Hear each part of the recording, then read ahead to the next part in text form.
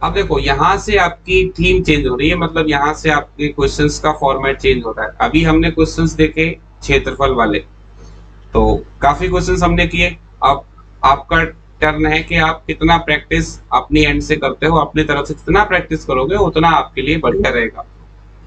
अब यहाँ देखें, अब ये क्वेश्चन है आयतन वाले। आयतन में क्या करना है वो समझें आप, यहाँ ध्यान देना पड़ेगा। आयतन के लिए कोई भी आयतन हो, आयतन में अगर मुझे कमी या वृद्धि चाहिए, तो ये जो मेथड आपका है a+b+ab/100, इसको आप दो बार जो है अगर लगाओगे तो आपको आयतन मिल जाएगा।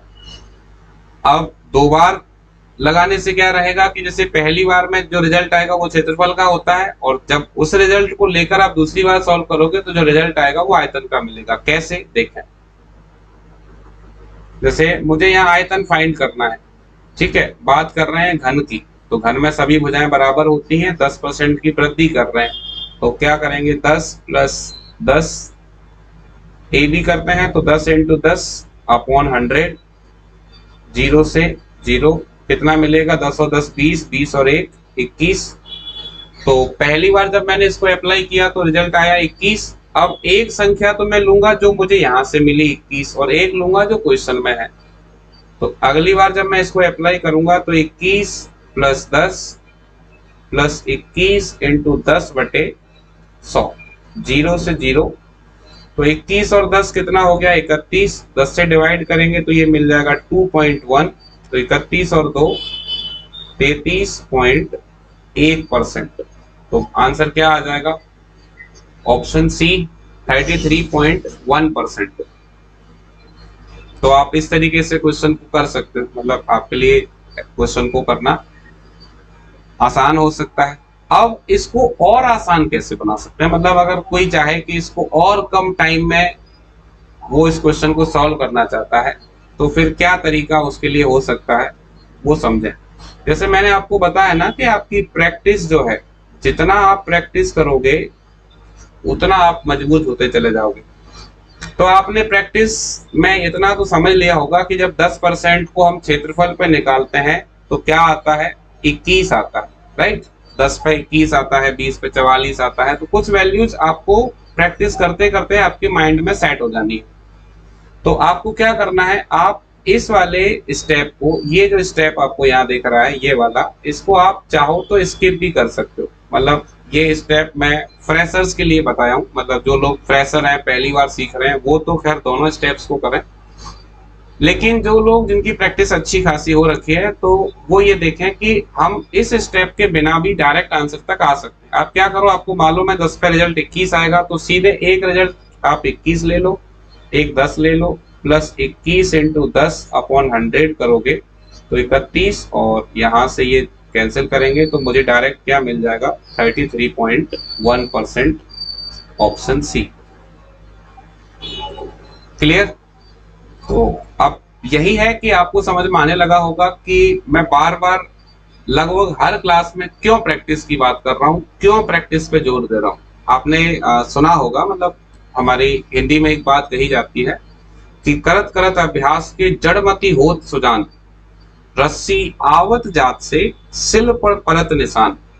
आप देखो, रस्सी जो है वो पत्थर को वैसे नहीं काट सकती, ये हमको मालूम है, लेकिन बार बार बार बार बार बार जब कोई काम किया जाता है तो उसका इम्पैक्ट इतना पड़ता है कि पत्थर पर भी निशान पड़ जाते हैं।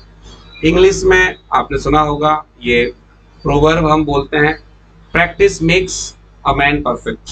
तो प्रैक्टिस करते करते करते करते कोई भी व्यक्ति परफेक्ट कंडीशन तक पहुंच जाता है। तो बस प्रैक्टिस आपको नहीं छोड़नी, जितना बढ़िया प्रैक्टिस करोगे उतना आपके लिए बेहतर रहेगा। अब मैं आपको इस क्वेश्चन को एक और मेथड से बताता हूँ, ये बात तो समझ में आई होगी। तो चलिए इसको रफ कर देते हैं और इसके बाद जानेंगे कि इस क्वेश्चन के लिए एक और तरीका जो है वो क्या हो सकता है। ठीक है, तो फिलहाल मैं इसे रफ कर दे रहा हूँ, राइट। चलिए तो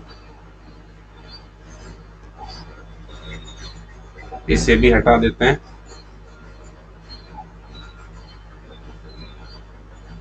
अब देखें, मैंने आपको अभी एक फ्रैक्शन मेथड में साथ में लेके चल रहा हूँ कि आजकल काफी लोग फ्रैक्शन से करते हैं क्वेश्चन को। आप देखो उससे कैसे करेंगे। मान लो 10% है, 10% की फ्रैक्शन बनी आपकी 1/10।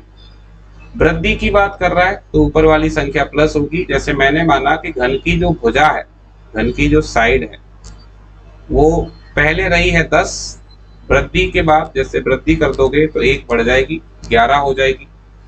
अब मुझे क्या बताना है, आयतन। घन का आयतन क्या होता है? घन का आयतन होता है a क्यूब, यानी क्यूब करेंगे तो 10 का क्यूब अगर करेंगे, 10 का घन करेंगे तो 1000, 11 का घन करेंगे 1331। अब क्या निकालना है? परसेंट में वृद्धि। तो वृद्धि परसेंट के लिए क्या करेंगे? दोनों का अंतर।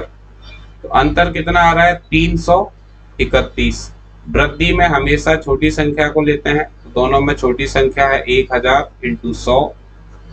2 जीरो से 2 जीरो कैंसिल। 331 में अगर 10 से भाग देंगे तो आंसर क्या मिलेगा? 33.1%। तो आपको जो है ये क्या आ गया। चलिए, तो ये जो है हमने यहाँ पे देखा कि क्वेश्चन को किस तरीके से हम फ्रैक्शन मेथड से डील करें। अब मैंने आपको 2 तरीके बता दिए, इसका आंसर ऑप्शन सी है। तो अब आपको जो भी मेथड ठीक लगे आप उसकी प्रैक्टिस करें और उसी मेथड से क्वेश्चन को बनाने की कोशिश करें। आगे बढ़ेंगे अगले क्वेश्चन की तरफ। क्या कह रहा है? यदि एक गोले की त्रिज्या दोगुनी कर दी जाए तो आयतन में वृद्धि का प्रतिशत क्या होगा? दोगुनी कर दी जाए, ठीक है। तो मुझे इस क्वेश्चन को तो हम काफी इजी वे में कर सकते हैं। कोई गोला है, गोले की त्रिज्या जो है दोगुनी करनी है। दोगुनी करनी है, जैसे अगर पहले त्रिज्या 1 रही है, दोगुनी करेंगे तो 2 हो जाएगी। और बिल्कुल छोटी वैल्यू मानो जिससे क्वेश्चन को सॉल्व करना आसान रहे। अब मुझे क्या निकालना है? आयतन निकालना है। गोले का आयतन क्या होता है? 4/3 पाई आर क्यूब या 4/3 पाई आर क्यूब। तो आप देखो 4/3 पाई, 4/3 पाई आपको यहाँ भी मिलेगा, 4/3 पाई यहाँ भी मिलेगा, यानी जो 4/3 पाई है वो दोनों में कॉमन रहेगा। कॉमन वाले को आप पहले ही हटा के चले क्योंकि वो कैंसिल हो जाएगा। आपको क्या करना है? केवल आर क्यूब करना है। तो 1 का क्यूब करेंगे, 1 का घन करेंगे, 1 मिलेगा। 1 का घन और 2 का घन करेंगे तो कितना मिल जाएगा? 8 मिल जाएगा। यानी अगर पहले आयतन 1 है तो अब आयतन कितना हो गया? 8 हो गया। आपको बताना है वृद्धि, तो परसेंट में वृद्धि। परसेंट में वृद्धि क्या होता है? दोनों का अंतर, दोनों में अंतर 7, छोटी संख्या इंटू 100। तो 7 इंटू 100 किया, कितना मिला? 700%। Correct answer option B. आपको याद हो मैंने एक क्वेश्चन में आपको बताया था कि ऐसे क्वेश्चन में कभी कभी गुना भी पूछा जाता है कि कितने गुना हो रहा है। तो अब उस केस में आपको क्या करना है? 1 से 8 हो रहा है तो वो 8 गुना हो रहा है। तो गुना और आयतन जो वृद्धि है वो आपको ध्यान रखना है कि वृद्धि पूछी गई है या आपसे गुना पूछा जा रहा है, उसको देखकर आपको अपना आंसर लगा देना। क्लियर? आगे बढ़ते हैं, एक और क्वेश्चन लेते हैं। क्वेश्चन है, यदि एक गोलक की त्रिज्या में 50% की वृद्धि कर दी जाए तो उसके आयतन में कितने प्रतिशत की वृद्धि हो जाएगी? If the radius of a sphere is increased by 50%, then by what percentage will its volume increase? तो ठीक है। अब जैसे अगर मैं आपको बताऊं, आपने अभी अभी क्षेत्रफल वाले क्वेश्चन किए, ठीक है। तो 50% की जब वृद्धि होती है तो फाइनल रिजल्ट मुझे मालूम है कितना मिलता है? 125 आता है। तो अगर मुझे आयतन निकालना है तो आयतन में मैंने आपको वैसे तो बताया था कि 2 बार लगाना है, लेकिन चूंकि आपकी प्रैक्टिस है तो आपको सीधे क्या कर सकते हो, आप ये देखो 50 पे 125 ही मिलेगा। तो 125, एक संख्या ले ली, दूसरी ले ली 50, प्लस 125 इंटू 50 अपॉन 100। तो 50 से 100 को कैंसिल किया 2 बार, 2 से इसे कैंसिल किया तो ये हो गया 62.5। इन तीनों को ऐड किया तो ये हो गया 175 प्लस 62.5। इसको ऐड करेंगे तो ये हो जाएगा 37.5, यानी आपका आंसर आ जाएगा ऑप्शन डी। तो जो वृद्धि होगी वो होगी 237.5%। तो एक तो ये तरीका है, बस बात वही है कि आपकी प्रैक्टिस कहाँ ज्यादा है। एक तो ये मेथड है कि हम क्वेश्चन को ऐसे कर सकते हैं। दूसरा, अभी अभी जैसे मैंने आपको ये क्वेश्चन हुआ, इससे पहले ये वाला क्वेश्चन हुआ, ये मैंने आपको फ्रैक्शन से भी कराए, तो इनको हम फ्रैक्शन से भी अगर कराएं इस क्वेश्चन को तो वो भी कर सकते हैं। फिलहाल मैं इसको रफ कर दे रहा हूँ।